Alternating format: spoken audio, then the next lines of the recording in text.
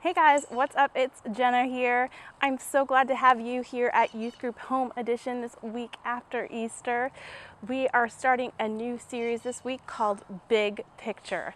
And you've heard that phrase before probably. Bigger picture, there's a bigger picture, there's things that we don't see. Maybe you have a celebrity and they post what they want you to see, but you don't see everything that's going on to make that photo look the way it does.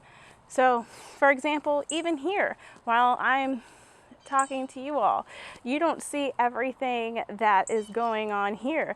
You don't see, for example, that I'm in my pajamas and that I try to cover up this belly that is about 8.5 weeks till due date by propping this table up with bricks. You don't see my house to the left of me, but that's the bigger picture of what's going on here.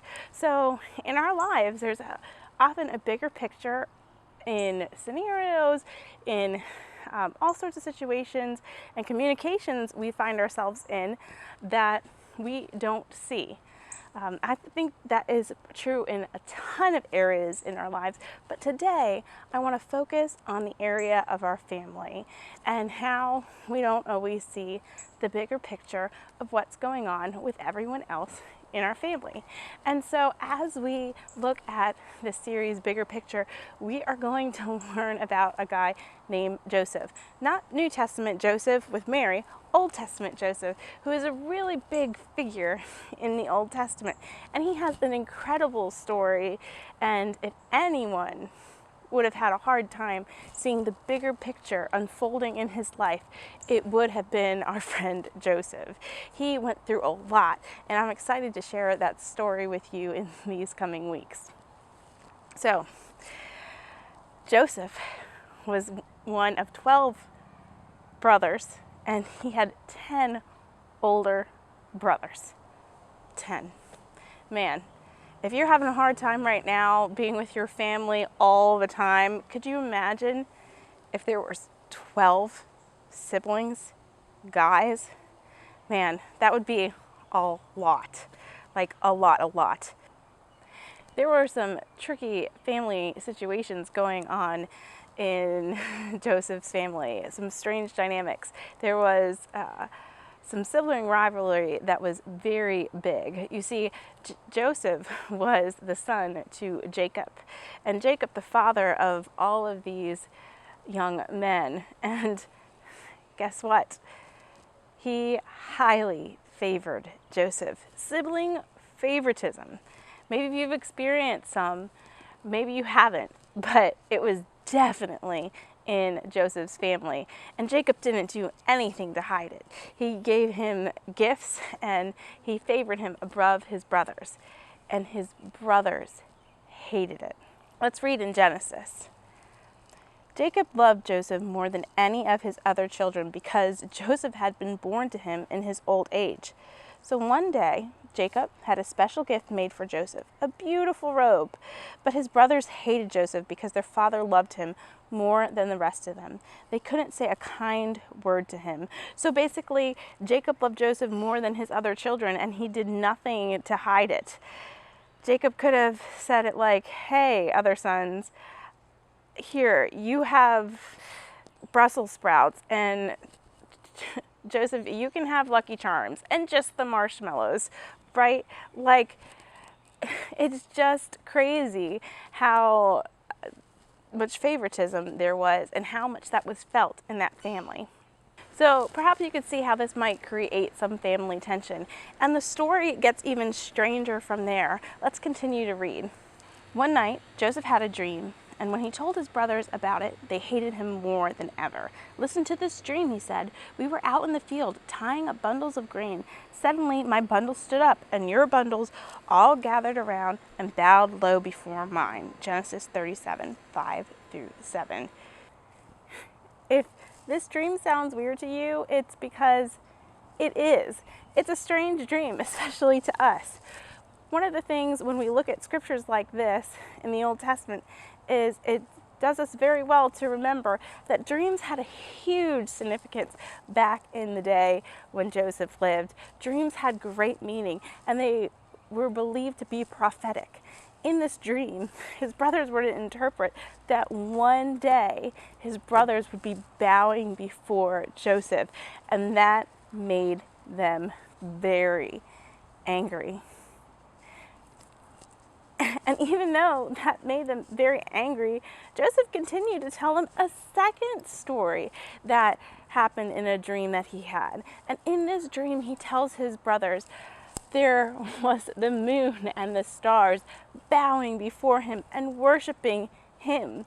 Can you imagine? If they were angry before, they're furious now.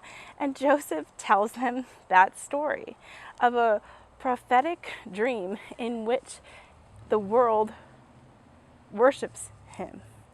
Crazy, right? Now, here's the thing. I'd like to think that if I was Joseph, I would have the foresight to realize how angry this would make my brothers if I told them this story. But Joseph does. He tells a story, and then he tells the second story of his dream as well, which just infuriates them. And what does this story of dreams and Joseph and his brothers have to do with us?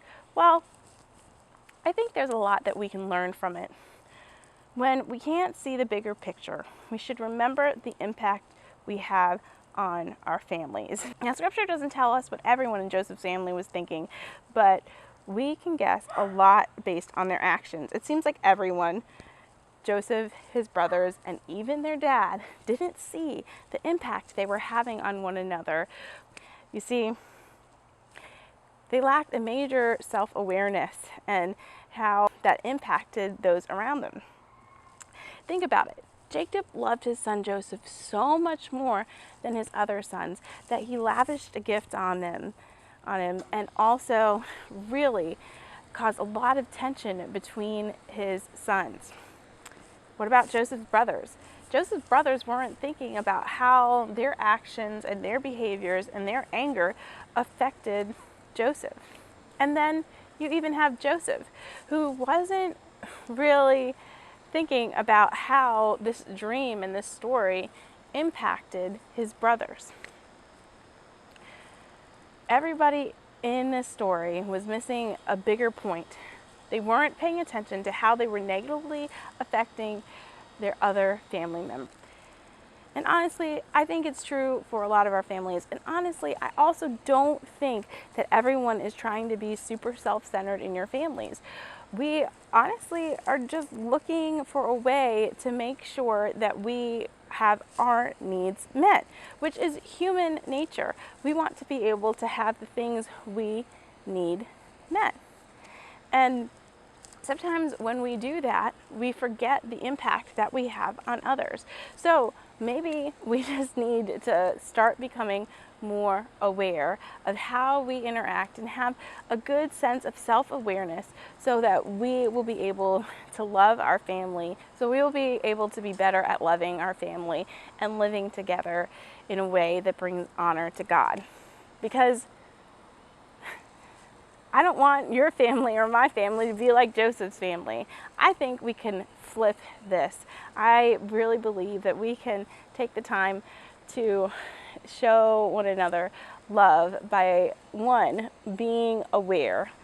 So I think we have to work on developing an accurate view of ourselves. We have to be aware of how our actions impact others. So start by asking yourself, how is the way I'm acting affecting my family? What is one way I can put my family first?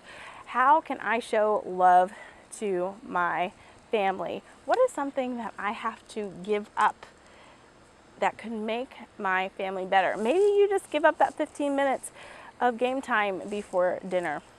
Maybe you pick up after yourself a little bit, or maybe you give up your Friday evening movie plans and cook dinner for your family and could relieve a ton of tension and really show them love and appreciation. Also, take a step. Take one step to change a thing in yourself or to be more aware of the ways that impacts others, and then choose a different response. Maybe you always take a harsh tone with your siblings, And you need to kind of start practicing not doing that. Maybe you get hangry and you get angry, or whenever your friend disappoints you, you end up taking it out on your mom, your dad, or one of your siblings.